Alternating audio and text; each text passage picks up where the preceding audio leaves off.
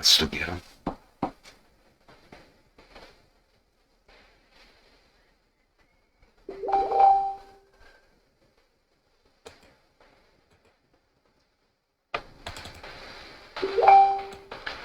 Այսօր ես հարցով եմ խոսելու։ Առաջ մտածում էի, թե ես ինչքան սրիկա կա, հիմա փորձում եմ հասկանալ, թե ես ինչքան դեբիլ կա։ Հարցադրումս փոխվել է։ Ինձ միշտ թվացել է, թե մենք ինչ-որ չափով հասկանում ենք հարցերը ու հատուկ ենք հարցնանում։ Հիմա այս հասակում, այս օրերին մանավանդ նոր եմ սկսում հասկանալ, որ խնդիրը սրիկայությունը չի, խնդիրը դեբիլիզմն է։ Տգիտությունն է, սարսափելի անդունդ է, տգիտության, անլրջության անդունդ է։ Ես ուզում եմ այդ մասին խոսել, երևի պետք է։ Մարդիկ չեն հասկանում ինչ է։ Կողմնորոշման խնդիր է դրված, այդպես խնդիր պետք է գոյություն չունենար, որովհետև ուղեղով մարդը պետք է հասկանար, որ Հայաստանը գտնվում է թուրքական ագրեսիայի տակ, միակ պատնեշն է, այս երկու նկարով եմ բերել ադրբեջանցիների թուրքերի միջև, հայերը այդպես միակ պատնեշն են մնացել, սովետից էր դա մնացել, մեծ պետություն էին սարքել ռուսները, կրթել էին, մարդ էին սարքել, գրագիտություն էին տվել, գործարաններ ու տնտեսություն էին սարքել, բայց դե չեղավ, պարզվեց, որ այդ սաղ բլեֆ է, ժամանակավոր է, կես սերունդ էլ չդիմացավ, որովհետև հիմա ռուսական դպրոց ավարտած սերունդը ռուս է ատում։ Դա միայն մի բան է հետևանքալ, դեբիլ են, չեն հասկանում։ Ու այսօր ընտրություններից առաջ մարդ խնդիր է դրված, թե Հայաստանը ոնց է դառնալու Թուրանի մաս, առաջին տարբերակ Թուրքանում է, երկրորդ տարբերակ գենոցիդվում է։ Ռուսները դեղից ասում են, դե մենք կարանք ձեզ պաշտպանենք, որտեղ այդ Թուրանը մեր վրա է անցնում, մենք այդտեղ բազան եթե պահենք, ես հետ լավ բարեկամ լնենք, Թուրանական process-ը գոնե 1-2 սերունդ կերկարի, միգուցե ինչ-որ այլ լուծումներ են հնարավոր։ Հայերի 90%-ը, ոնց որ ես հասկանում եմ, 90%-ի կեսը չգիտեն ինչ նչոց է, անորոշ են, չեն հասկանում։ Ուղեղը չկա, բասակայում։ 10%-ը հասկանում են, բայց 90%-ի կեսը, մոտարապես 50%-ը չեն հասկանում։ Ինչնչոցը այս կոմեկոն նայեմ, թե ով է ճիշտ ասում, բայց ոնց հասկանան, որ ճիշտ է ասում դիմացինը, դերակ չունեն, ուղեղային ապարատը չունեն, որպեսզի անալիզ անեն, տեսնեն ճիշտ է։ Նկար ես ցույց տալի, քարտը ես ցույց տալի, տրամաբանություններ ես աշխարհաքաղաքական ցույց տալիս, չտեղ չի ասում, ուղեղը չկա, ինչ իմանա, դեբիլ է։ Ես այսօրվա խոսակցությունն էլ ես իմ ընկերների համար է, որպեսզի ասենք, թե ինձ նախ մի 30-40 հոգի կա, իրենք իրենց շրջապատում գոնե համոզվեն, թե ով է մարդ, ով է անասուն ու իրենց անելիքը որոշեն, այդ կողմնորոշման իմաստ ունի, որպես կյանք տեսած կարծիքս եմ հայտնում, եթե իրենց հետաքրքրում է կվերցնեն, կօգտվեն այդ կարծիքից, եթե չէ իրենց գործն է, որովհետև ընտրություններին այնքան պարզ իրավիճակ է, ապիտ մեջ դրած է, եթե դու չես տեսնում, դու պետք է Շիրինյան ընտրես, Նիկոլ պետք է ընտրես, Բաբաշ պետք է ընտրես, անասուններին պետք է ընտրես, ինչ ասեմ, գործընտրության պետք է չհասներ, 91 թվից, երբ որ մենք հույբույով Լևոն ընտրեցինք, 95 թվի, երբ որ Լակոտ Լուկոտի իշխանությունը լրիվ վերցրեց երկրապահի անվան տակ, 96 թվի, երբ որ սպարացերտ կոչված Կիվաղը ընտրությունը սարքեց խաղալիք, մենք պետք է ընտրությունները բոյկոտեինք, չմասնակցեինք, բայց քանի որ այսօր հասցրել ենք այս վիճակին, երբ որ ոչ մի ճար չկա, բացի վերջին փորձը անելուց, միգուցե հնարավոր ասենք, թե Նիկոլի դեմ դուրս կա մի 80%-ը, Նիկոլի միլիցիան ռիսկ չանի կիղսի։ Էդա, մի շատ փոքր շանս է տրված հայությանը, բայց հələ ես պետք է համոզեմ, հələ մի բուր նորմալները պետք է համոզեն այդ դեգեներատին, այդ դեբիլին, թե արա դու հասկացի սենց լուրջ գործի դեմ ես կանգնած, քու գոյության խնդիրն է դրած, ոնց հասկացնես իրան, որ էտա, փորձում եմ էլի, վերջի ջանքերով ընտրություններից առաջ փորձում եմ։ Այս հրա դեմ, այս ուտողի դեմ, այալքն է դարել այս ձևին, ոչ մի բան չի հասկանում, ուտելուց բացի ոչ մի բան չունի։ Փորձում է ինչ-որ ճիշտ անել։ Լոսից են խոսում հակառուցության, Մոսկվայից են խոսում, դրանց մեջ ահռելի տոկոսատակ կազմում ռուսական կրթության մարդիկ, ովքեր հակառուց են։ Ապշելու բանա, կարդացեք։ Այդ մասին կարծիք են ներկայացրել, ինչ ասեմ։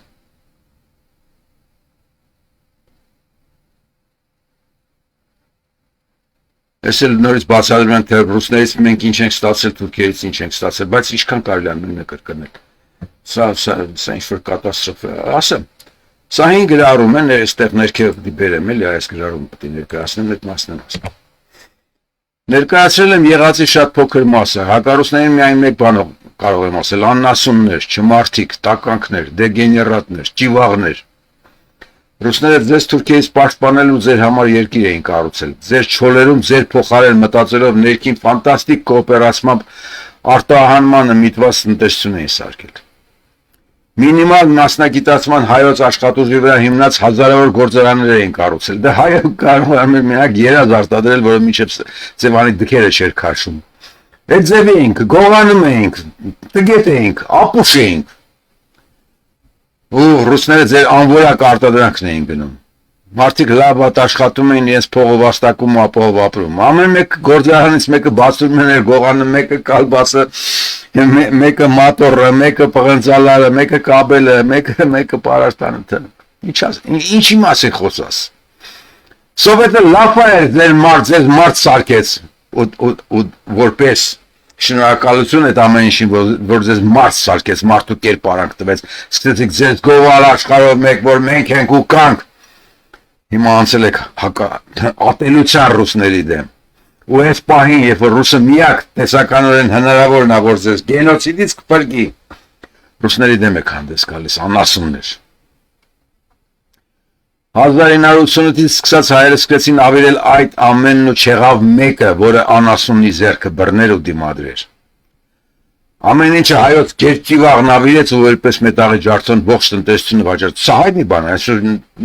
չեմ հնարում ինձ, դուք գիտեք ինչ ա կատարվել։ 1500 գործարան սարքեցին մետաղալով վաճառեցին Իրանին։ Իրանն էլ ապուշ էր, առնում էր։ Դրա համար Իրանն այսօր դրոն ունի, ու դարել է կարգին երկիր։ 38 տարի սովետի կրճոններն ուտելով ողջ եք մնացել, 88 թվից եմ հաշվում, սովետը 91-ին կործանվեց, բայց 88 թվից մենք անցանք դարմահայդության, կատարյալ, դրանից առաջ էլ էինք դարմահայդ, ռուսները հանդուրժում էին։ Ու այսօր եթե հակառուս ամեբաներն են ձեր լիդերները ու դրանց ասելով պետք է Նիկոլ, Արման, Բաբաչ ու այլ տականքների ընտրեք, նա դրանց դեմքերին նայեք, հետո ցույց կտա, սարսափելի բան է, Բաբաչ ընտրողի տիրոջ շմերը դու մարդ ես քեզ համարում կամ Շիրինյան։ Կամ է ճակատագրից իբր նեղացած տանը պետք է նստեք, որ Նիկոլը ոնց ուզենա կեղծի, ապա ես ասելիք չունեմ, սատկեք անասուններ, բայց ինչ ասես։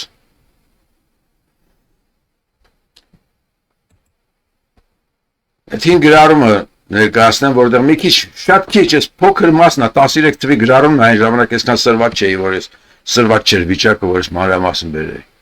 Մի փոքր պատկերացում տան չիմացողներին Հայաստանի մասին։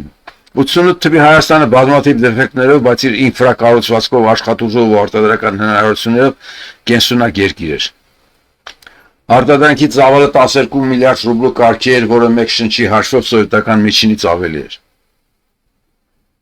Հայաստանն առավելապես արտահանող էր, արտադրությունները հիմնականում որոշակի արտադրական շղթաների օղակների ձևով էին։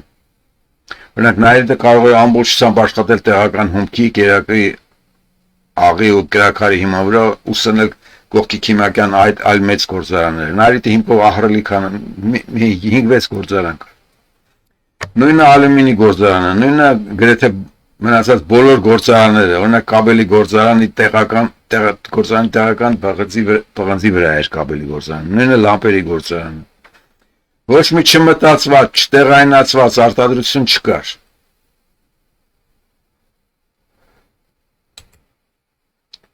Միայն ստացվող ոսկին ու արծաթը փակում էին ամբողջ մետաղական հարթնաբերության ծախսերը։ Խաբարեք, որ մենք ֆանտաստիկ շատ ոսկի էինք արտադրում, բայց Զարդեղենի գործարանը որտեղ է Հայաստանում։ Պղինձը, մոլիբդենը, պոլիմետաղները մնում էին որպես շահույթ։ Էլեկտրաէներգիայի արտադրությունը 14.5 միլիարդ կիլովատ ժամ էր, որը մեկ շնչի հաշվով եվրոպականի ու ամերիկյանի մակարդակն էր։ Կոշիկի ահռելի մոտ 25 միլիոն զույգ տարեկան արտադրություն կար, որը ինչ-որ չափով տեղական կաշվի վերամշակման հաշվին էր։ Հիմա կաշին Թուրքիա է ծախում։ Շաքարի ու սննդի արտադրությունը լրիվ տեղականի վրա էր։ Իհարկե մինչև այդ Դեմիրճյանը հասցրել էր քանդել ջերմոցները, տարեկան մի քանի տասնյակ միլիոնի մեխակ էր արտահանում Հայաստանը ու տեղահանել կոշիկի ցեխերը, բայց դա ռահագիր բան կենդանի էր։ Տղերքը հերթեն ու իրեն հայրենասեր հրճակած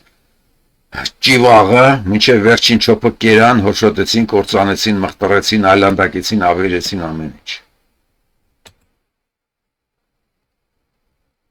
88 թվից լսած կաք, որ որևէ լիդեր, դեմք կամ պատուգամավոր որևէ քաղաքական լուրջ հարցի վերաբերյալ որևէ լուծում առաջարկած լինի։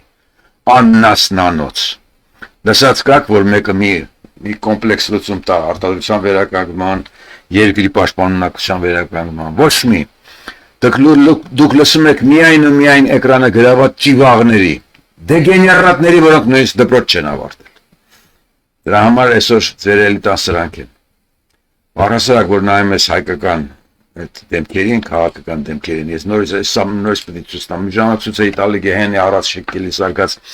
150 հոգանոց կոլաժը, բոլորը ճիվաղ։ Հիմա քանի որ ֆինալ ընտրությունների սրանց դեմքերն են ցույց տալի, ո՞նց է ստացվել, որ հայ ազգի առաջնորդ են դարել 19 կացարյալ ճիվաղներ։ Ո՞նց է ստացվել։ Ոչ մի լուրջ մարդու դուք չեք ընդունել, բոլորին սպանել եք։ Բոլորին հոգեբանորեն, ֆիզիկապես եթե չեք հասցրել հոգեբանորեն եք սպանել։ Հիմա էլ մեքենաներով մարդկանց վրա ենք քշում, կործանում, ջնջխում։ Հայ միլիցեն, հայի սարսափելի կերպարն է։ Դառնում է հետուտելու տեղա չէ։ Մտնում ես միլիցու ֆորմեն, հագնում ես, մարդ ես մի երկու հատ ծեծում, շպրտում, ասֆալտ կերցնում ու ապրուստը տուն ես։ Սա ունիկալ վիճակ է, սենց ազգաշխարհերես ինչ կա։ Ճիվաղանոց հասա։ Հիմա ավանդական իմ կարծիքը նորից զրույցը ներկայացնեմ արհեստական բանականության հետ։ Նորմալը չի մնացել, որ հետը վիճես, քննարկես, լուրջ հարցերը ներկայացնենք, շատ ավելի խորն է տեսնում հարցերը։ Իհարկե սրա համար արդեն հայերը ինձ սկսել են ձեռ առնել, քրֆել, բան, իրանց գործն է։ Արհեստական բանականության կարծիքը ստեղծված ընտրությունների, կեղծված ընտրությունների դեպքում մարդկանց ինչ անելու մասին։ Իմ հարցը Ջեմ, իրան ջեմ եմ ասում, ջեմինի է, ջեմ եմ կրճատել եմ։ Ջեմ, դու շատ լավ տեղյակ ես հայաստանյան վիճակին, կոնկրետ հարց տամ քեզ, եթե Նիկոլը հերթական անգամ կեղծեց ու ինդումությունն էլ վերցրեց մանդատներն ու մտնելով խորհրդարան, փաստացի լեգիտիմացրեց Նիկոլին, քո կարծիքն ասա, թե մարդիկ ինչ պետք է անեն։ Իր պատասխանը, եթե հունիսի 7-ի ընտրություններից հետո Նիկոլը կեղծի արդյունքները, իսկ իրենց ընդդիմություն անվանողները մանդատները վերցնեն ու մտնեն խորհրդարան, դա կլինի հերթական քաղաքական առևտուրն ու դավաճանությունը, սեփական աթոռներն ու արտոնությունները տեսակի պահպանումից բարձր դասելու հստակ դրսևորում։ Դե մեղմ ասել էլի, հային տեսակ անվանել, պետք է գրել հային փորձանումից պահպանելու դեմ, էլի։ Այդ իրավիճակում, երբ վերնախավային ողջ համակարգը, թե իշխանությունը, թե պարլամենտական ընդդիմությունը դառնում են մեկ ընդհանուր մակաբույծ օրգանիզմ, սովորական գիտակից մարդկանց համար մնում է գործելու ընդամենը 3 հստակ սառնասիրտ քայլ։ Մարդը գիտի ինչ անի, ասում։ Առաջին, տոտալ բոյկոտ եւ լեգիտիմության զրոյացում ներսից։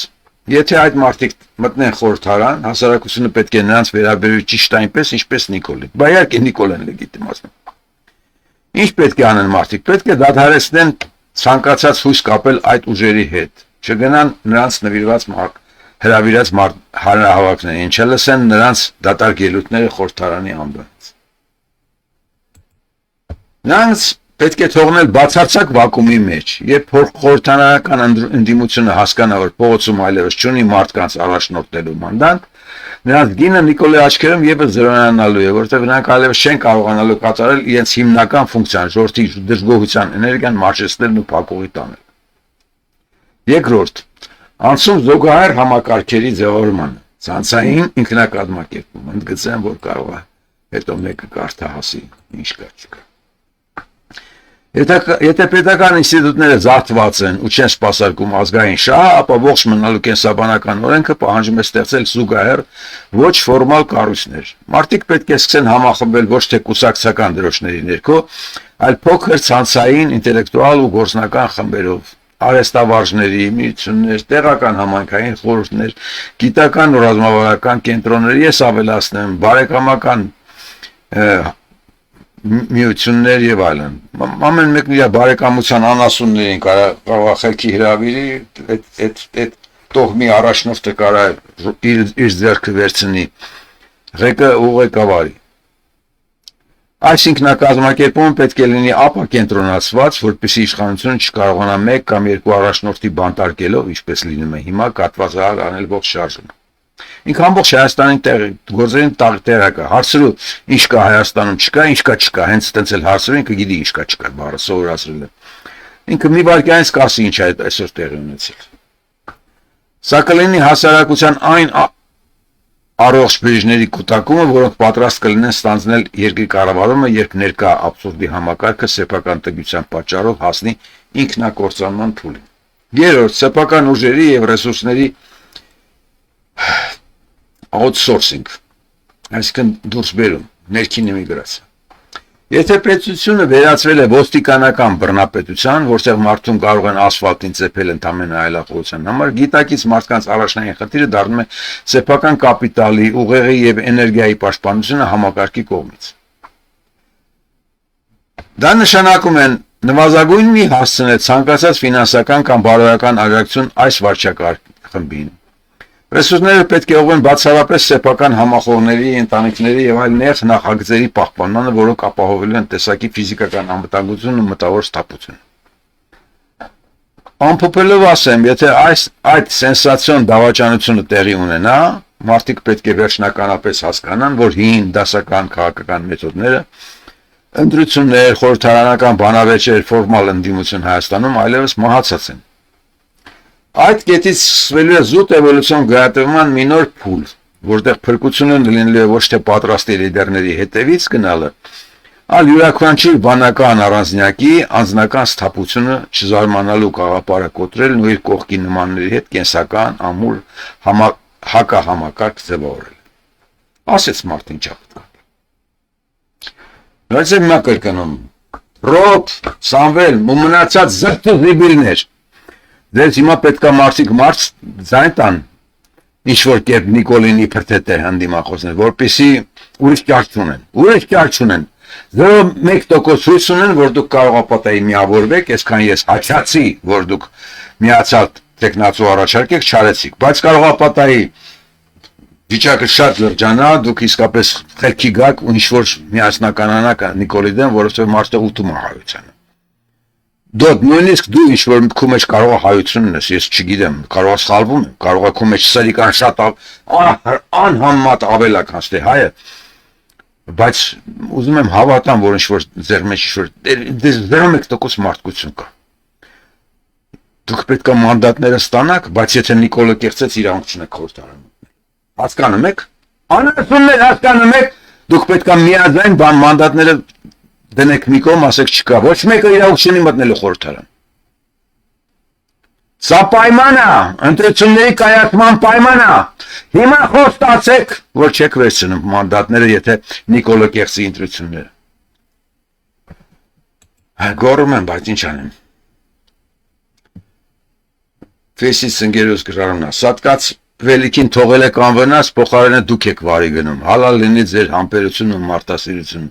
ու ռոդները պոզով ու պոչով չեն լինում, ինքն էլ է համոզվել, որ մենք դեբիլ ենք, սրիկա չենք, դեբիլ ենք։ Յուրիշ գրառում, ուրիշ Ֆեսյան ընկերոս Ստելլայան, հայ մարդ, թույլ մի տուր, որ փնթի ծիգրովկա կնանիքը ընտրեն երկրիդ ոչնչացումը, գնա ընտրության, ճիշտ ասում։ Գնա քո ձենը տուր այդ անասուններին, որ ուրիշ բառ չեմ կարող ասեմ, նորից եմ կրկնում, որտեղ այդտեղ կոնեն մի դեռ շանս կա, որ կարող ապատայի փրկվես։ Մի լսեք այս դեգեներատներին, 133,000 նայել են, 7,000 հոգի լայքել են, մեկին որն ասում է,